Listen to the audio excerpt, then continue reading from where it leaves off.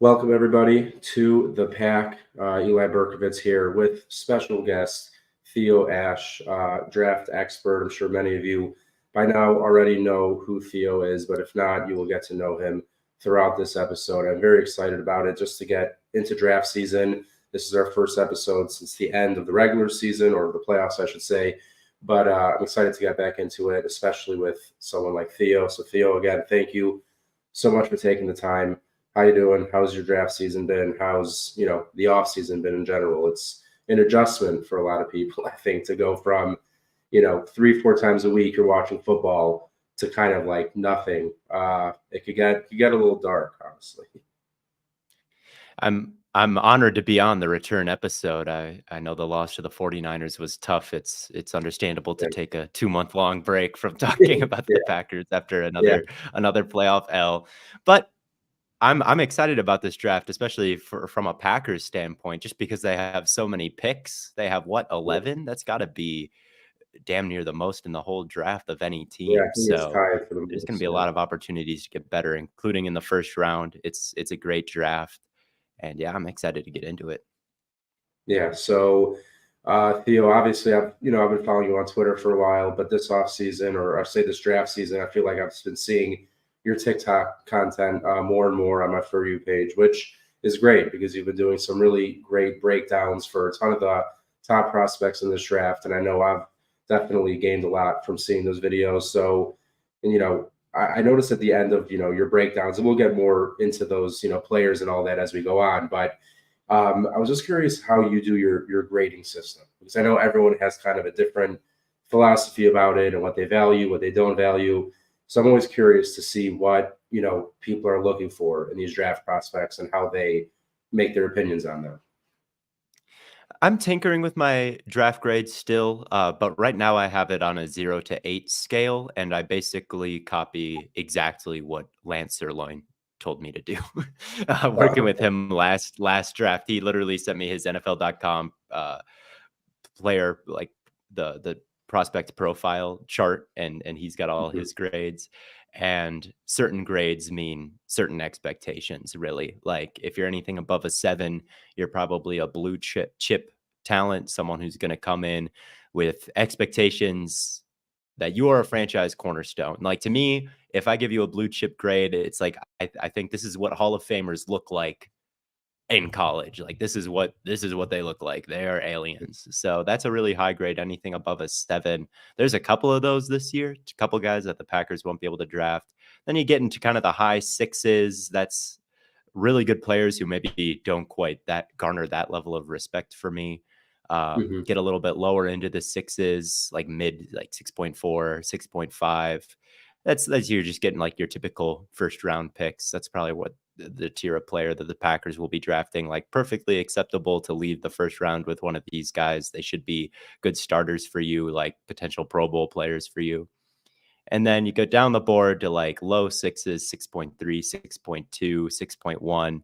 You're probably getting into more day 2 type range. And then anything below like a 6 or below, you're starting to get into day 3. So that is what I think the NFL kind of uses. I don't know exactly why it's on the 0 to 8 scale. It's really more on like a 5 to 7 scale, honestly. But I've seen leaked draft boards from videos or pictures or whatever, and sure enough, when you look at those boards, a lot of the times next to the names it's a 6.7 or a 7.5 or something like that. So it is NFL standard, the 0 to 8 scale that I use, but for different positions it's different. For everybody, I'm looking for like, are you loose? Are you like a flexible athlete who can kind of contort your body? Are you physical? And are you smart? And really, those are the 3 boxes that you got to check. And there's not too much else outside of those things. But if you can get all 3, you're probably a special guy. Yeah. To be honest, I didn't know about the 0 to 8 scale. So like seeing some of your breakdowns and in the past also, where like I've seen someone really hyping up a guy, it feels like, and then it's like my draft grade, like 6.6. And I'm like, because in my head, I'm thinking 0 to 10. So I'm like, all right, you really like this guy, but you're keeping him, at a 6'5", 6'6", which, I mean, obviously now that you tell me the thought process behind it, it makes sense. Mhm. But I do think it's good for Next year, I'm content. thinking of just doing it like a Madden overall, like, if you're really good, just making it a Okay. 99, because that's how the average fan thinks of it, and that's how I really think of it as well. But when I when I look at the NFL profiles, it's usually on that 0 to 8 scale, so that's what I've been using, but it is a bit confusing, so I should probably adjust it some more. But that's No, when no. you watch my videos and you see, like, "Oh, man, why is he giving this guy really likes the 6.4?" It's because the NFL standard is on a 0 to 8, and I don't know, I'm Yeah. cosplaying a scout, so I guess I No, no, you're definitely I doing a good job. include that detail as well. Yeah. Well, I mean, I guess just out of curiosity, like this year, I don't know how far into your process you are, but how many blue chip grades would you say you've given out, uh, this season? Or is, This is it year, signed that rare, or you'd say there's like 10 to 15 per class? Like, how does, just out of context, like how rare is the blue chip grade? I don't have my previous I'm trying to think of how many I've given out in previous years. It's probably like 2 or 3 in Oh, previous wow. years, Okay. but this year I have 6. There are Oh, 6 nice. guys that I think are super special, and that's definitely the most I think that I've seen, but I've only really been doing this for 2 or 3 years, honestly. So take what I say with a grain of salt from a longevity standpoint. But this year, I think Caleb is really special. I think Marvin is really special. I think Odunze is really special. I think Bowers is really special. May and Joe Alt. Those are my 6 where I'm like this. I'm trying to find a flaw. I'm trying to find one thing that I really don't like, and with those guys, it's really tough. I think that they're pretty elite. Latu and Neighbors just missed the cut. Jackson Powers Johnson, awesome as well, but there's some medical stuff with them. Yeah. Maybe some athleticism questions with Latu with the first step. Neighbors needs a bit more seasoning with his route running. I think like they're really really close, but there is like that one thing that's like okay, I wouldn't consider taking them like first overall in any draft. But man, with those 6, though, they're all like if there was no top quarterback, those 4 skill position players that I mentioned all would have a chance to go number 1 overall in a draft, I think. And then Yeah. May and Williams would be number 1 overall in most to me. So those guys are all great. Those are my favorites. Yeah, I feel like there's been a lot of Drake May doubters on the Twitter timeline and a lot of Jaden Daniels fans. I know that you see Jaden Daniels as maybe a bit overrated, or maybe I think you said the most overrated player in this Yeah. draft. So yeah, I mean, honestly, like obviously the Packers aren't too concerned with quarterbacks, but it is always interesting to see just the general thoughts on all these different guys. This year, of course, being a really kind of special quarterback class. You don't see it this often, this many guys that could be great. But yeah, I mean, I agree. Like, I mean, Joe Alt, I think so many years, if it wasn't for the quarterback class, is an easy first overall pick. Like, he's just one of those guys where you put him in, you're having 10 to 12 to 15 years of Pro Bowl play. You're not even thinking about it. So it is a good class. Mhm. And before we get into more of the specifics, because obviously we're going to talk more about the Packers and what they're looking at. We know both of us, and I only just learned this before the show, that you are also a Packers fan, which is great to hear. I feel like you probably keep Oh, I things a didn't know you little, didn't know that. That's funny. yeah, yeah, I thought that that was why you had me on, but no, that's a bonus, I guess. That go yeah, pack, go. yeah. No, it definitely was. So obviously they value RAS or whatever, maybe not specifically RAS, but the adjacent to RAS. So in your Mhm. grading and in your evaluations of players, how much are you weighing in something like that, athletic score and all that? RAS, I don't really weigh it in at all. It's really how athletic they look on tape. RAS to me is a bit sketchy just because like a lot of athletes don't run certain drills. Like, there are so many corners that avoid the agility stuff. There are so many wide receivers and then if you look a little stiff out there, and you don't do the agility stuff, it's like your RAS is high, but you also skipped what you're the worst at. So this whole number, I'm just Yeah, not very interested in it. But if you're a good athlete, like you're probably going to have high RAS score, and that's what the Packers value. I think that this team has a very distinct style in who they like to draft and what they're trying to build, and it's obvious.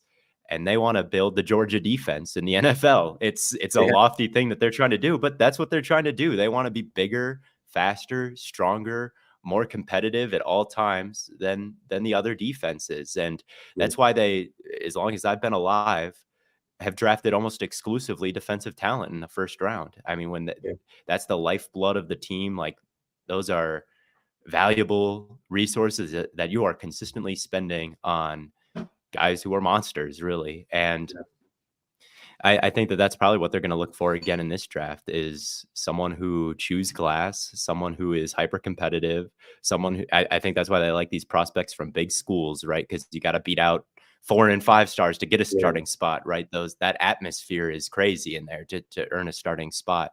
And I think that's the environment they're trying to create in Green Bay. So I would definitely expect a prospect from a school with a good defense.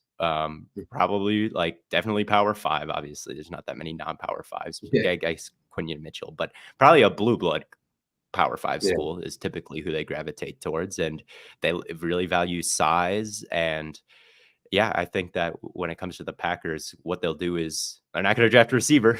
I can tell you that right now. They're yeah, not going to draft. They're not going to draft an offensive player at all. Probably, maybe a tackle this year, a guard. It could be, but they don't even do that too often. So I'm yeah. thinking defense, but I've got some other thoughts as well. Yeah, the Packers. It always feels like. I mean, every year it's like, oh, just tackle just seems like a fallback if there's nothing else, and the Packers are going to do it. But as I'm sure you know, they've only drafted 2 offensive linemen in the first round since 1996, which when I saw that a couple of weeks ago, honestly surprised me. So there's a lot to look at for the Packers in the first round, which we're going to get to real quick. Riley, Ben, appreciate you always coming in.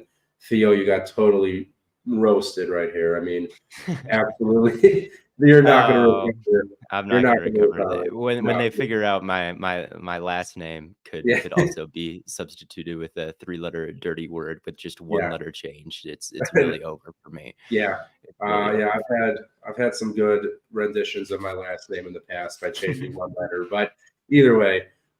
So you mentioned Georgia. Obviously, the Packers have drafted 3 defensive players in the first round of Georgia in the last 3 years. So I know someone you're high on in this draft is Kamari Lassiter out of Georgia, cornerback, someone I really like as well. But one thing I'm struggling to figure out is where he really fits on the next level, either on the boundary or in the slot as a nickel.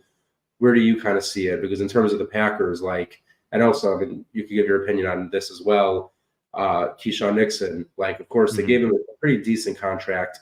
Now the kickoff rules changed. Maybe that was part of it. Who knows? But if he's slotted in at nickel, it's almost hard to think that guys like Kamari Lassiter or Mikey Sainristil or some of these other really exciting nickel guys that I like in this draft, I don't know if they make sense for them at the top of the draft anymore.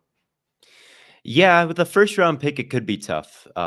Looking at some of these defensive backs, I I think Nixon is our nickel back, but he's not good enough a nickel back that we can't bring in competition. I know they just paid him, but you're always going to get value from him as a returner. Yeah, So if they bring in competition and you find someone who is potentially better than Stokes or Nixon, like I would imagine it's not off the table that they bring in a corner. I know that you just spent resources on those guys. You want the position to just be over and done with, but it's just never quite the case with the Packers, is it? Like you think your edges are all good and you don't need one, and then all of a sudden here yeah, comes Lucas Van Ness down the pipe, who yeah, played on a really good defense and was a total like beast, right? Huge, strong, like all the things they're looking for.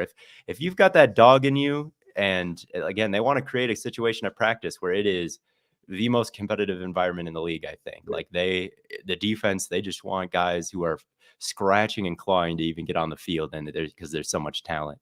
So I definitely think that Nixon and Stokes' jobs in a starting lineup are not completely safe. I don't. mhm. It would not shock me at all to see a defensive back off the board at pick 25. Is it that we have exactly? And or pick maybe 42.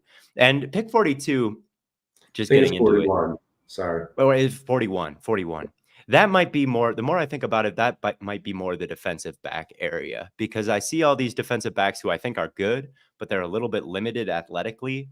And there's so many of them that I think fit what the Packers want to do. Like, I think one of them will be there in the second round. And those Mhm. guys to me to look out for, Lassiter is one of them. I could totally see them liking Lassiter. Like, he fits what they want to do. He's not the biggest, fastest guy, so he doesn't quite check their traditional boxes, but he's really, really tough, like really productive in terms of not allowing yards, and he is physical and he'll come up and hit you. So I think they would like him. Cole Bishop is Mhm. someone who doesn't get talked about a lot. I know it's a bad safety class, but Bishop has good size, like didn't test horribly like some of the safeties they like. Yeah. He's a huge, hard nosed, like down in the box tackler. They need a guy like that. Well, McKinney can do both, but he'll probably be more up top. So Cole Bishop is a guy I could really see. Ennis Rakestraw is a little bit like Kamari Lassiter, where I wonder about the high end speed and athleticism, but he's super tough, great tackler, like reads the field really well. Like he's a dog as well. Mhm. Newbin, they've been connected to, could be a pick at 41. So there's so many of these kind of limited athlete, maybe with that dog in them corner types, that they might say, we'll focus on that in the second round, and maybe the first round they go a different direction. Mike Sanders still, he is physical as well. Like he'll really hit you. He's a bit more thin and undersized than these other dudes, and they never have him in press coverage. And I Yeah. think the new defensive coordinator wants to go more man. I think it's going to be more one high man stuff next year. So Sanders still, he's gonna be good in a certain system, but I don't know if they want him chasing guys around in man coverage, because he never pressed at Michigan. He was always off the ball. Yeah. So I am curious because I do like Sanders still a lot, but a lot of the guys you just mentioned, Rakestraw included, are some of my favorite guys at that position in this draft. But like looking at Tyler Nubin, he was probably like my favorite safety and like one of just my favorite players in this draft when I first watched his tape, and I was like, the Packers would get him at 41. Hell, they traded up for Savage to 21. I might even take him at Mhm. 25, depending on how this draft season goes. Of course, he comes back. I think it was a 2.91 I RAS. know. So it's just so. The I story of mean, the safety yeah, class. this thing's obviously, yeah, Cameron Kitchens being the same in the low twos, which is just like insane to me how it felt like the number one and number two safety 2 or 3 months ago, once they hit the combine and those numbers came out, and a lot of opinions have changed. So we'll see how that goes. I still really like Nubin. I still hope they would look at him and draft him. But I think there's no way to get through a Packers draft discussion without talking about everyone's favorite draft idea, Cooper DeJean, however you go with DeJean it, too. Yeah, DeJean. So where do you see him? Number one, for me, like the biggest struggle I have with him is what does he end up playing in the NFL? Does he play corner? Does definitely. he play safety? So I would draft him at safety, honestly, and just play him at safety. Like I like him that much as an athlete and that much as a player. So I don't see him as like, oh, if we have to switch him to safety, just take him off the board. Like I would still take him at safety, no question. But how do you kind of see it going for DeJean? Yeah, I don't want to racially profile him too bad, but he is a very linebackery corner to Yeah. me. I do think like he's good and he's physical and he's tough. He's one of those corners that if he's there at 41, um, definitely the Packers could pounce. Um, and just more of a reason why I expect them to make a pick at defensive back there, because there's so many of these guys who will be available for them there. Um, but I definitely see DeJean as someone who you want to move inside. I just see a little bit of stiffness to him, changing direction when guys snap off like a comeback route and he's guarding them, running with them, and he has to work back. It just is a bit slower than some of the other guys at the top. I think he doesn't have to guard too many breaking routes in the Big Ten. Like there's not a ton of like prolific drop back passing teams that he has to defend. So sometimes the concepts for him are a little basic, I think. So if we were having like a competition, and it was just like guard Justin Jefferson one-on-one in man coverage, and whoever hangs in there the longest for the most reps wins $1 million prize. It's like a reality TV show game where all you're doing is chasing around Justin Jefferson in man coverage, and you had all the first round hype corners out there.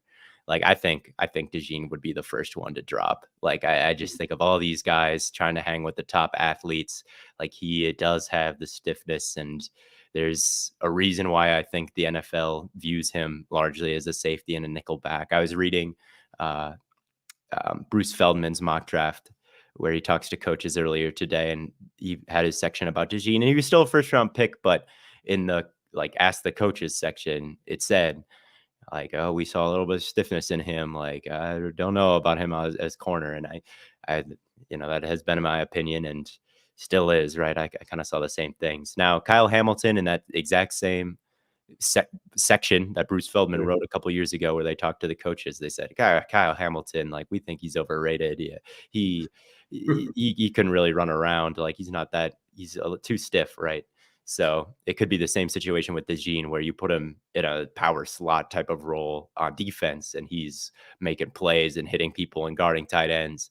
But it's a projection, right? Like, we haven't really seen him in that role. So for me, he's more day two, a day two swing, not necessarily a round one. He'll be our corner type Yeah. of deal. So that's how I view DeJean. He's an interesting player for sure, but I don't think he will be our first round pick.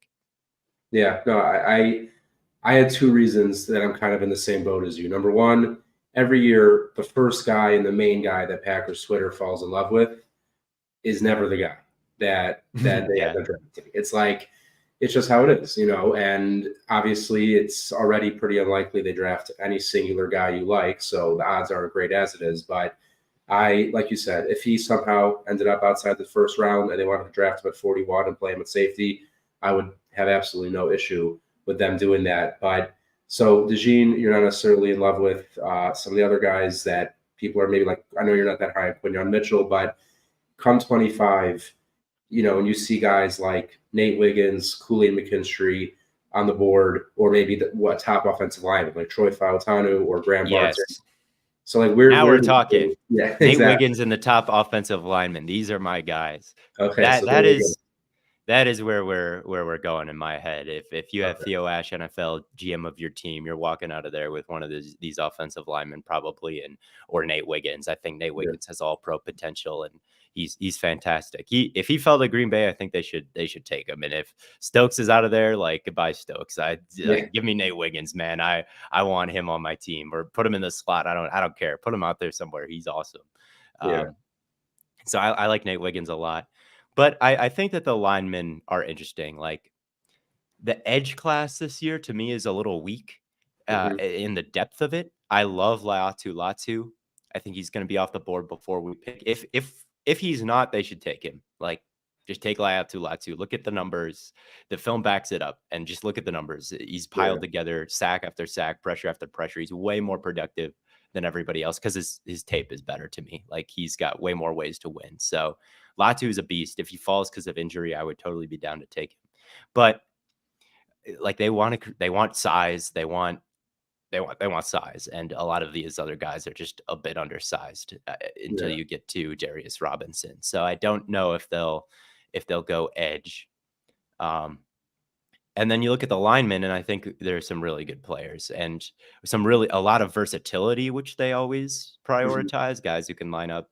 If you need them to play center, they'll play center. If they need them to play tackle, they'll play it. Like Zach Tom was like that. They're Rasheed Walker flips sides all the time. Like they're Elton Jenkins, of course. They're just switching everything. And there are some guys who I think have that kind of versatility. Fuaga is one of them. Latham, I think he might be the Packers guy. I look at Latham and I say, this is a dude from a huge school, right? Alabama, the powerhouse that they like to go to. He is crazy powerful, crazy strong run blocker, just moves bodies like they're nothing. Like, he's got that road grader, glass eater mentality. He would help him out in the run game big time. He could slot in at guard or tackle, I think. He's from Milwaukee. He's from Wisconsin. He grew up watching Green Bay. Like, I just think that whole marriage makes a lot of sense to me. And I think that at 25, they might be sweating a little bit. But they have 11 picks, and they've been known to move up. So I think that if I had to guess what their strategy will be come April, or I guess it's already April, but come later in April, Yeah.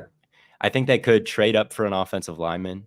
and then try to keep number 41. And or for these secondary players, they might not. They could even trade back from 41, or they wouldn't even need 41. I think they might trade up, maybe a pick swap in the second round and go defensive back round 2. Like, just the way their board is shaping up, I'd imagine, Mhm. with all these high end tackles or guards, like in the first round, receiving high grades, and then some really good options in the defensive backfield, but more limited athletically. That might be day 2.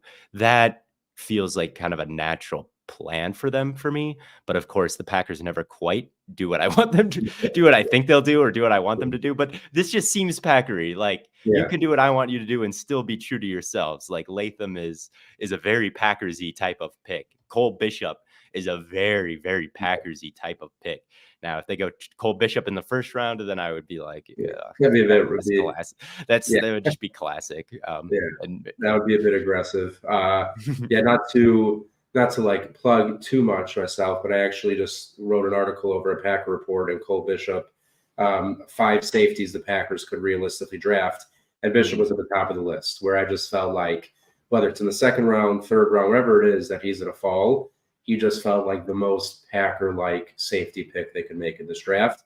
So that wouldn't surprise me at all. But I am curious. Another tackle that I just saw visited the Packers today. I think it was Aaron Nagler who tweeted it out. Armarius Mims, Georgia. yeah. It was another Georgia, but I'm like, I don't know. I feel like I'm a bit nervous about it. Number one, his size. He's bigger than tackles the Packers generally go for. But I'm really more concerned about the fact that he has only had 8 starts in his career, has played a fraction of the snaps that Latham, Barton, Fuaga, Fautanu have played. So where are you at? Have you had a chance to watch Mims, and do you see Mhm. him as an option at 25? Yeah, there's a grade that I save for just kind of like boom or bust type deals, where like, there's some wide receivers in this draft, Brian Thomas Jr. and Adonai Mitchell, who are like Mhm. crazy talented, just like freak athletes. But like, I think Adonai Mitchell lacks effort, and I think Brian Thomas Jr. lacks seasoning with his route running to an insane degree. So it's like, they could be Brian Thomas Jr. Is he Megatron? Like, I don't know. He's 6'4". He runs a 4.33. He's like an absolute freak of nature, but I just don't know if he's going to be a good pro.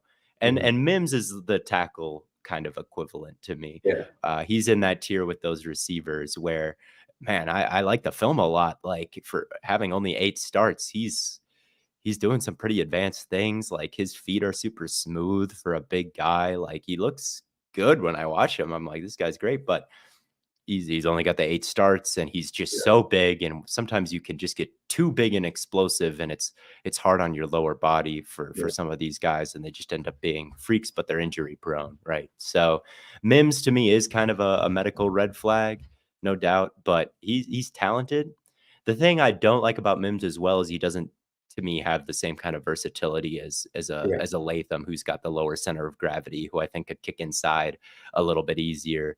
Um, Mims too is like learning the tackle position, right? Just to move him all of a sudden could be a bit yeah, difficult.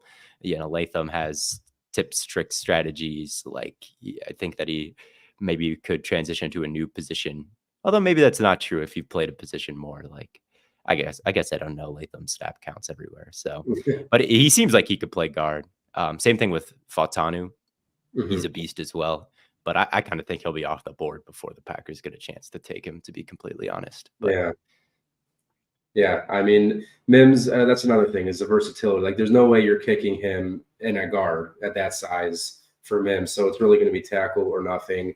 I would rather them go for a guy like Barton. I don't think Fautanu gets there, but if he's there, because at least if you got to put them in a guard, let's say for Sean Ryan, why some people are just acting as if that's going to be like, oh, we have Sean Ryan, so right guard, we're good. And we have Josh Myers who continues to disappoint at center. We're good. Like Jackson Powers Johnson, as unsexy as it might be, he's there at 25 and they draft him. I'm not gonna like lose my mind over it because I think you plug him in at center and you have, like a Corey Lindsey, have a Pro Bowl, all pro kind of center for 10, 12 years. So if that's what they want to do, I'm not going to complain too much. So there's just that's the thing. It's like There's tackle, there's guard. You could even argue center just because of Powers Johnson and the kind of prospect he is. And then you have all these guys in the secondary. I mean, if you had to choose, like if it was just up to you, like you said, if you're the GM, Mhm. you had the pick of anyone realistic, which position, like where you want to go? Want to go secondary or try to go offensive line? I think I would personally go offensive line. I think dream scenario, Fautanu, Yeah, out of Washington would be my pick. He is an absolute mauler. He plays so wild that he's sometimes out of position. Like sometimes tackles, they have a certain angle they like to take, right? Certain yeah, sets. Um, you don't you hit your landmark and you wait for the guy to come with you a lot of to you a lot of the times. With him, it's like he just goes out wherever yeah. they are. Like They'll if there find was you. like a dot tracking him, you would just be like way more movement than your typical offensive lineman. Like he is just running around, like doing stuff you would never advise if you were a Yeah, coach. Like, why would you just go charge at that guy and take a like be patient? And he's just like yeah, going out and get it. But it works for him. Like he kind of transcends the coaching points, which I always kind of like.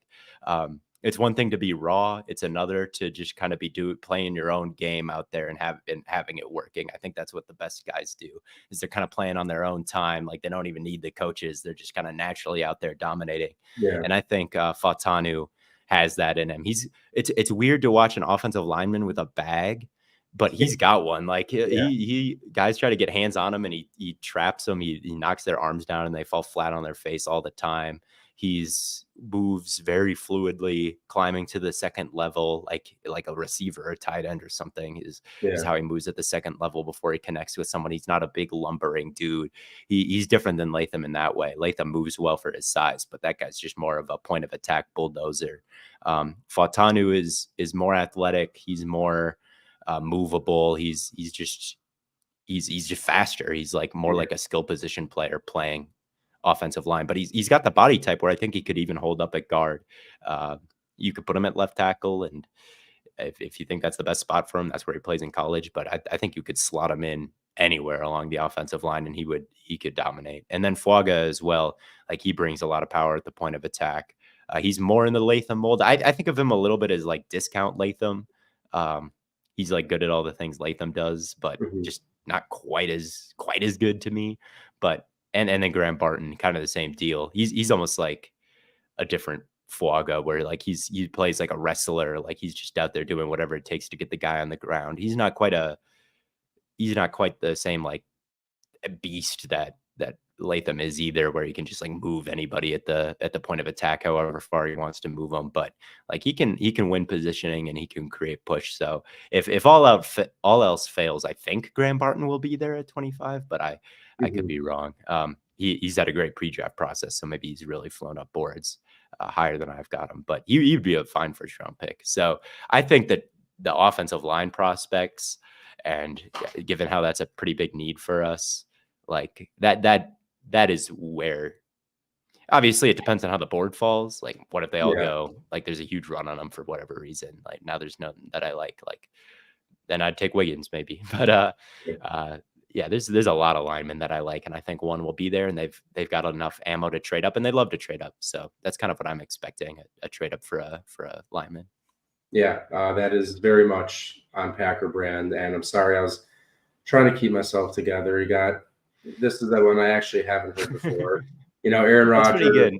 Kirk Rogers, me and him were together on that one, and then Chris, just enough, man. I don't know what you want me to do. I have hair. I prefer to wear a hat. What do you want from me? But yeah. So trading up, just before we finish up, like I saw some rumor floated out. I don't think it was a real report. It's talking about the Dolphins at 21, and we've seen the Packers move up only a few spots in the 20s before for Savage, for Love. I feel like they can probably move from 25 to 21 for like relatively cheap, probably their Hmm. fourth round pick. And if they really like someone, get up to the early 20s, whether I feel like Fautanu could definitely be one of their options there. But yeah, I mean, seeing how bad this offense was in the beginning of the year when they were figuring out the offensive line, as opposed to the end of the year once it was figured out, Like if anyone was, still on like, oh, offensive line in the first round, like it's not exciting or it's not sexy, like you need to protect Jordan Love. You need him to have time to be able to run this offense. You need to be able to open holes for Josh Jacobs, get him the ball. So if there was ever a year that I'm going to have no issue whatsoever to see them take an offensive lineman in the first round, even an interior offensive lineman, which is even less, common in the first round, I'll have no issue with that. So I'm really excited to see how these next couple of weeks go before the draft. Theo, any exciting plans for draft night? You're going to be at home, out at the draft? I'll certainly be live streaming with Stay Hot, talking about all the picks, and yeah, I'm totally with you. This could very easily be a lineman draft. It's the best position group in the draft. I think any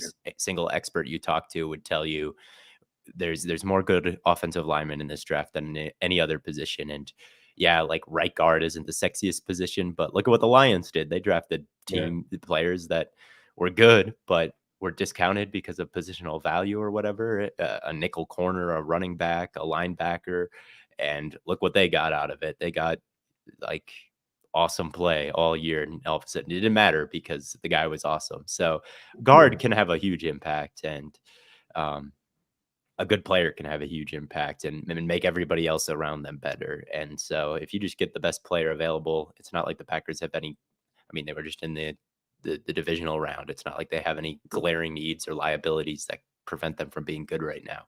So yeah, I think they're in a really good spot, man.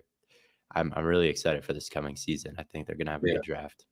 Yeah. With 11 picks, especially, you don't have to feel desperate and force a guy in earlier because you're going to have picks later to do it. So I am really looking forward to it. You mentioned the Stay Hot pod, obviously your podcast that you do. So why don't you just let everyone know when you guys put out some episodes or if you have recently and where to find you and all that? Yeah, if you want to listen to more analysis from me and my my knucklehead co-hosts, Matt and Bladen, go check out the Stay Hot Pod wherever you get your podcasts. We're talking draft. We're talking honestly whatever bullshit comes to our minds a lot of the times, but it's a good time. Join us over at the Stay Hot channel if you like this show. Yeah, Stay Hot. Make sure to check it out. Chris, that's disturbing. I don't even know how you thought of that. I can tell you that everybody in the comments would be Stay Hot fans by the comments you're getting. Yeah, this is a comment. That's a pretty good one. I haven't thought of that one before. Really appreciate all the creativity tonight in the comments, everyone. I'm excited to be back. I think we'll be doing hopefully at least one episode a week up until the draft. And we may have, a pretty fun announcement later on in draft season, but I don't want to get ahead of myself. We will see how the rest of it goes. But Theo, once again, thank you so much for joining. Of course, you could find Theo, as you see at the bottom of the screen, at Theo Ash NFL on Twitter or X, but don't call it X. It's Twitter. It is what it is. Or TikTok while it exists. Oh, yeah, exactly. Or make sure to follow Theo on TikTok as long as it is left, because I promise you, if you want to get good, pretty not quick, but decently quick breakdowns of players in this draft at the top of the draft, make sure to check out Theo's TikTok page. It's really good.